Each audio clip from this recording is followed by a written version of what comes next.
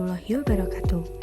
Halo teman-teman semua, kami dari kelompok 7 mata kuliah pedagogi program studi pendidikan guru sekolah dasar Universitas Muhammadiyah Pringsewu, Lampung yang beranggotakan ada Ahmad Farid,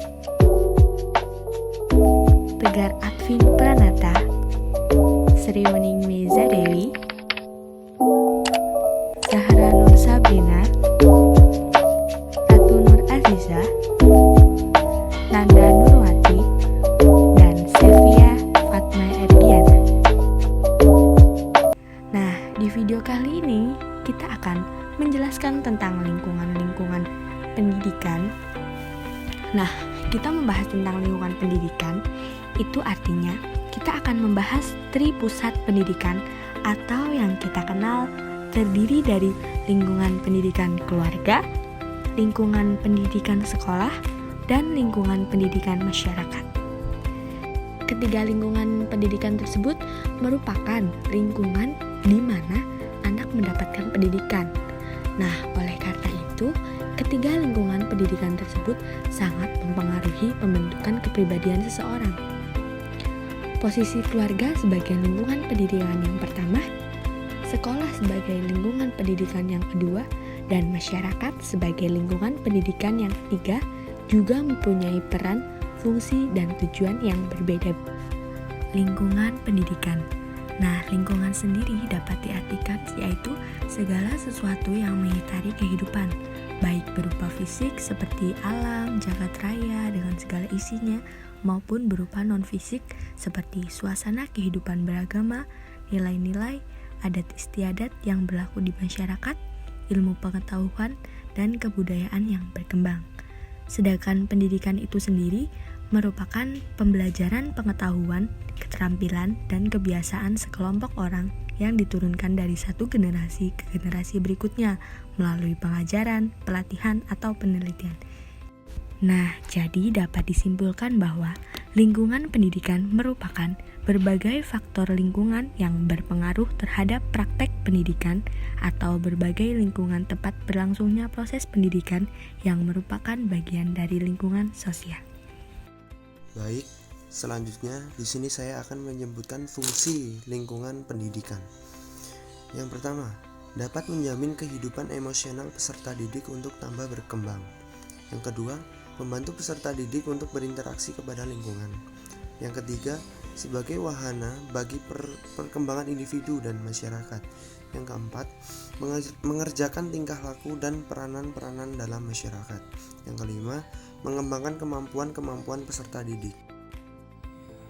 Lingkungan pendidikan keluarga merupakan lingkungan pendidikan yang pertama, karena dalam keluarga inilah anak pertama-tama mendapatkan didikan dan bimbingan.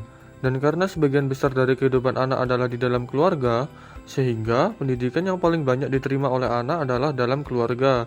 Tugas utama keluarga bagi pendidikan anak adalah sebagai peletak dasar bagi pendidikan akhlak dan pandangan hidup keagamaan.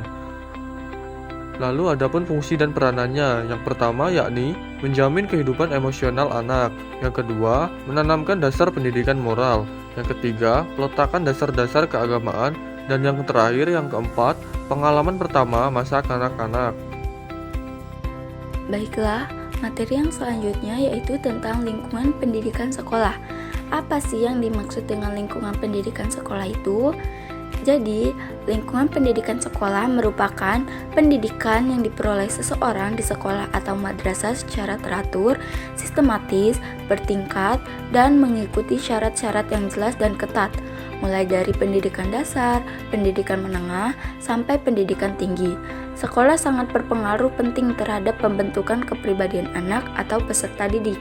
Nah, jadi peran sekolah atau madrasah sebagai lembaga yang membantu lingkungan keluarga, maka sekolah bertugas mendidik dan mengajar serta memperbaiki dan memperhalus tingkah laku anak didik yang dibawa dari keluarganya. Tugas sekolah sangat penting dalam menyiapkan anak-anak untuk kehidupan masyarakat. Dalam perkembangan kepribadian anak didik, peranan sekolah dengan melalui kurikulum antara lain: yang pertama, peserta didik belajar bergaul sesama peserta didik, antara guru dengan peserta didik, dan antara peserta didik dengan karyawan. Yang kedua, peserta didik belajar mentaati peraturan-peraturan sekolah. Selanjutnya, mempersiapkan anak didik untuk menjadi anggota masyarakat yang berguna bagi agama, bangsa, dan negara. Yang selanjutnya ada fungsi sekolah itu sendiri, yaitu sebagaimana diperjelaskan dan diperinci oleh Suwarno dalam bukunya Pengantar Umum Pendidikan adalah sebagai berikut. Yang pertama, mengembangkan kecerdasan pikiran dan memberikan pengetahuan. 2. Spesialisasi. 3. Efisiensi. 4. Sosialisasi. 5. Konservasi dan transmisi kultural. Yang terakhir, transisi dari rumah ke masyarakat. Selanjutnya ada lingkungan pendidikan masyarakat. Pendidikan kemasyarakatan merupakan wahana yang amat besar. Artinya, bagi perkembangan individu dan masyarakat sebagai gerakan yang memperluas dan mempercepat usaha mencerdaskan bangsa. Karena masyarakat adalah salah satu lingkungan pendidikan yang besar pengaruhnya terhadap perkembangan pribadi seseorang atau karakter seseorang. Pandangan hidup, cita-cita bangsa, sosial budaya, dan perkembangan ilmu pengetahuan akan mewarnai keadaan masyarakat tersebut. Corak dan ragam pendidikan yang dialami seseorang dalam masyarakat meliputi segala bidang, baik pembentukan kebiasaan-kebiasaan, pembentukan pengetahuan, sikap dan minat, maupun pembentukan kesusilaan dan keagamaan atau rohani. Selanjutnya, dalam menjalani pendidikan di lingkungan masyarakat biasanya akan mengalami kesulitan-kesulitan, antara lain yang pertama lingkungan fisik dan non-fisik yang kurang mendukung.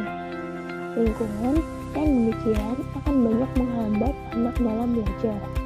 Contoh dari lingkungan fisik seperti penerangan dan warna dinding yang kurang mendukung. Contoh dari lingkungan non-fisik ialah struktur dan pola kepemimpinan. Yang kedua ada tugas yang diberikan lembaga terlalu berat atau banyak, sehingga anak tidak dapat menyelesaikan tugas tersebut dengan baik. Terlalu banyaknya kegiatan yang diikuti dalam waktu yang terbatas bisa menjadi penyebab kegiatan tersebut tidak dilaksanakan dengan baik dan mengalami kesulitan, yang akhirnya hasilnya akan kurang.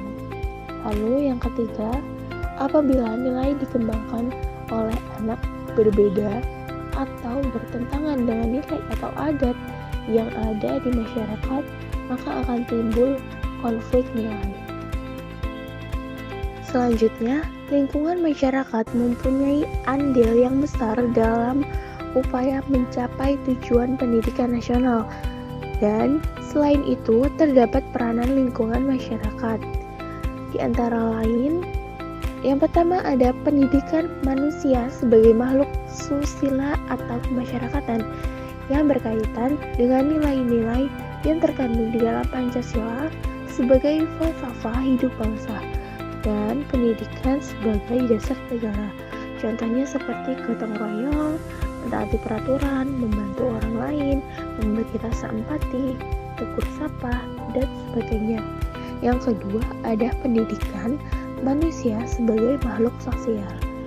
Lingkungan masyarakat bisa secara langsung maupun tidak langsung memang ditumbuhkannya sebagai makhluk individu dan susila yang secara bersama-sama mampu menciptakan kehidupan bersama serta bertanggung jawab untuk mencapai kesejahteraan sosial yang dinamis dengan sikap makaryanya. Yang ketiga ada pendidikan manusia sebagai makhluk religius. Maka lingkungan masyarakat banyak memberikan andil dalam pembekalan yang berhubungan dengan masalah keagamaan. Contohnya ikut berpartisipasi dalam memakmurkan rumah ibadah, tidak mengganggu jalannya ibadah umat agama lain. Dan yang terakhir ada pendidikan manusia sebagai makhluk individu. Lingkungan masyarakat berperan dalam membantu pembentukan manusia yang cerdas sesuai dengan kondisi dan fungsi dari masing-masing pendidikan tersebut. Contohnya, menjaga dan mempertahankan harkat dan martabat, memenuhi kebutuhan dan kepentingan diri demi kesejahteraan hidup, berusaha untuk memenuhi hak-hak dasar sebagai manusia.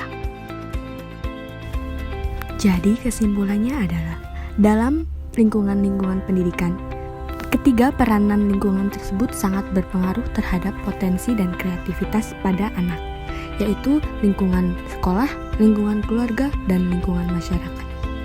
Dalam pendidikan anak, lingkungan-lingkungan tersebut menjadi pendorong untuk sebuah kreativitas dan minat bakat anak.